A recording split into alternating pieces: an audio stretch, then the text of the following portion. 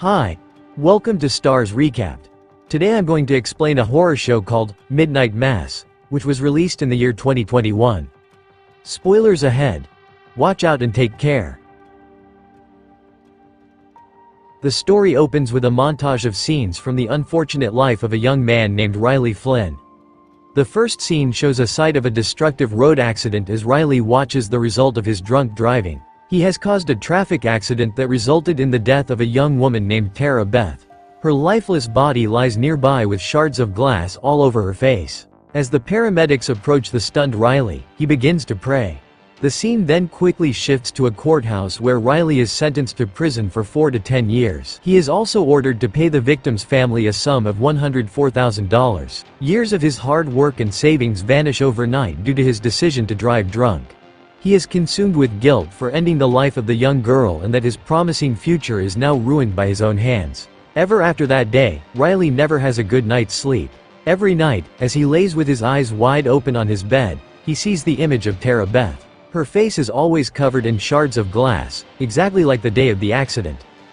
4 years later, Riley is finally released on parole. His promising career in Chicago as an investment banker is now down the drain. He has nowhere to go but his hometown of Crockett Island.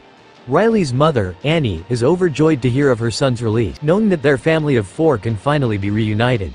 His father, Ed, however, deeply disapproves of his older child's wrongdoings. One day before the release, his younger brother, Warren, informs their mother that he is going to hang out with his classmates. They have arranged to meet at the town's dock where a crew member, who sells them cigarettes, is waiting.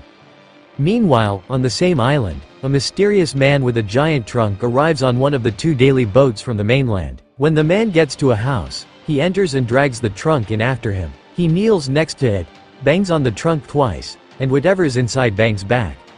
Later that evening, Warren and his 2 friends, Allie and Josh, ride a boat to a nearby deserted island. This strange place is filled with cats, and everywhere they turn, the boys can hear eerie cat cries. They arrive at their usual spot and begin smoking. However, in the midst of their lively conversation, Warren sees a ghostly figure flash by. He is so scared that he falls down with a thud. When he looks again, the figure has vanished, convincing him that whatever he saw was just a trick of the eye. The next morning, Riley finally returns to his hometown. Since his brother and father are out fishing, only his mother comes to the dock to greet him. The young man is clearly unhappy that his father hasn't come to pick him up, but Annie diverts the topic by smothering him with tender love and care. At the same time, a middle-aged woman named Bev also arrives at the dock. She is responsible for the island's singular church, St. Patrick's. Bev is there to pick up the elderly priest, Monsignor John Pruitt. But rather strangely, no one on the boat has seen the priest, which leaves Bev feeling very puzzled. Elsewhere on the island, the only doctor, Sarah, is performing an ultrasound for Erin, who is 5 months pregnant. Everything with her pregnancy is well and the baby seems to be healthy. It turns out that Erin had left the island when she was young. But just a few months ago, her mother passed away, prompting her to return to the island alone and pregnant. She took over her mother's job and became a teacher in the local primary school. However, no one knows who the father of her child is, nor why she chose to stay on this desolate island. During the conversation with Sarah, she catches a glimpse of Riley and his mother returning from the dock. Her expression suggests that there is some unresolved romantic relationship between her and the young man. That night, Riley's family of 4 finally shares a reunion dinner after many years. His father, eager to help him move past the shadow of the car accident, orders him to attend Mass at the local church from now on. He believes that God will cleanse the stains from Riley's soul. On the other hand, Bev returns to St. Patrick's Church after waiting at the dock the whole day.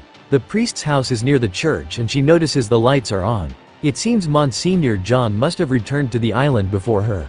Bev then approaches the home but no one responds to her knocking. So, she enters the house and sees scattered backpacks and a large, mysterious box with its lock undone. Just as she is about to open the box to inspect it, a figure slowly approaches. From her reaction, it is clear this person is not the familiar Monsignor John.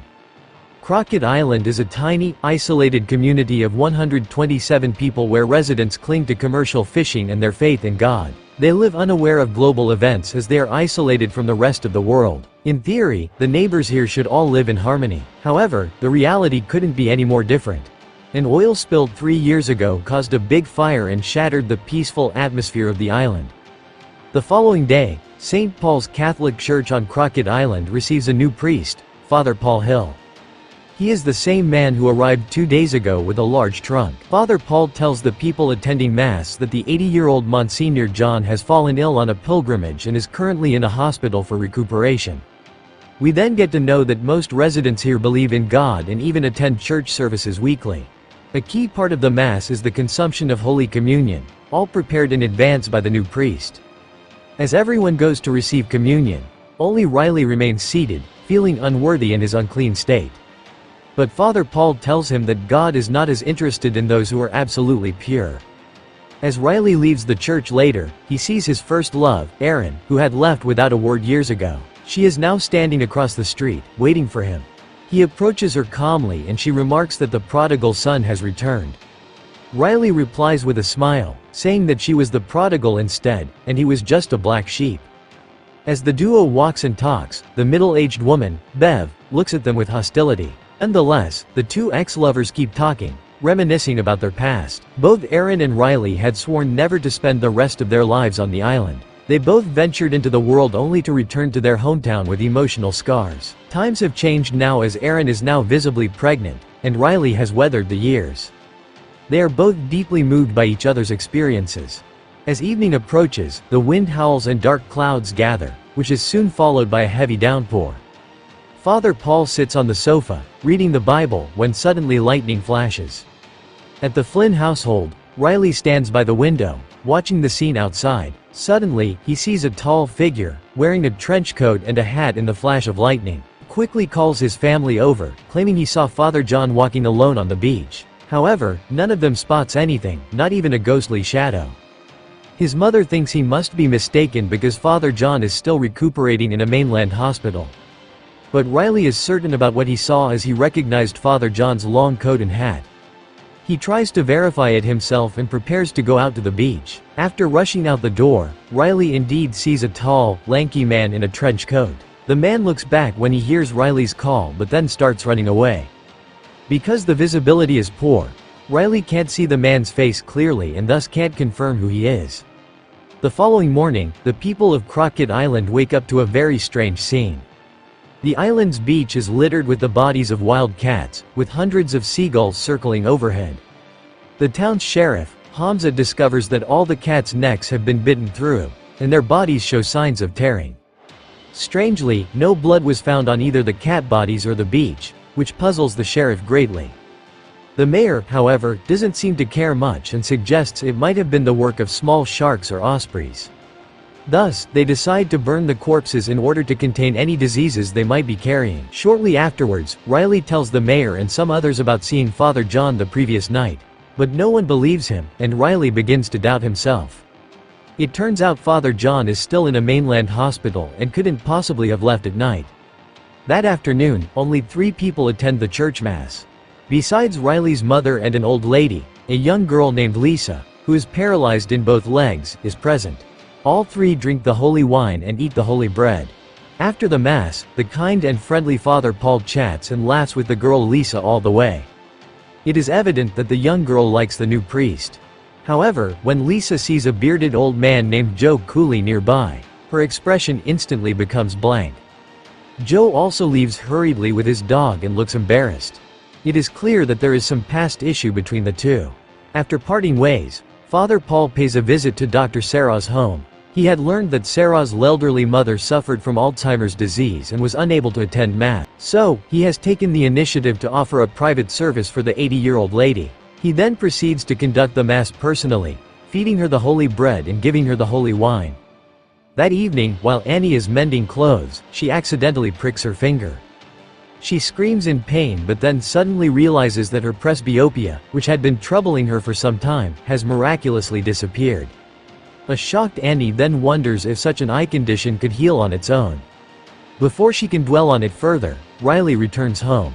He had gone to the mainland for an Alcoholics Anonymous meeting, and seems to be in low spirits. As he lays in bed, the image of the victim girl he had accidentally killed haunts him again. That same night, an unidentified flying object appears to be searching for a place to land. It eventually sets on an abandoned house on the island.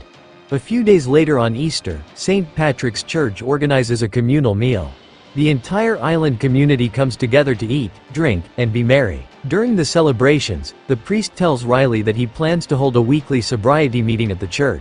This would mean that Riley wouldn't have to make the difficult trip to the mainland every week. While everyone is busy feasting, an unknown person feeds Joe's dog with a mysterious snack. This causes the pup to collapse in pain with blood pouring from its mouth. When Joe notices this, he is utterly devastated. He holds back his tears and asks the crowd who would commit such a cruel act against a helpless dog. But everyone else simply looks on with indifference, indicating that Joe is not well liked among the community.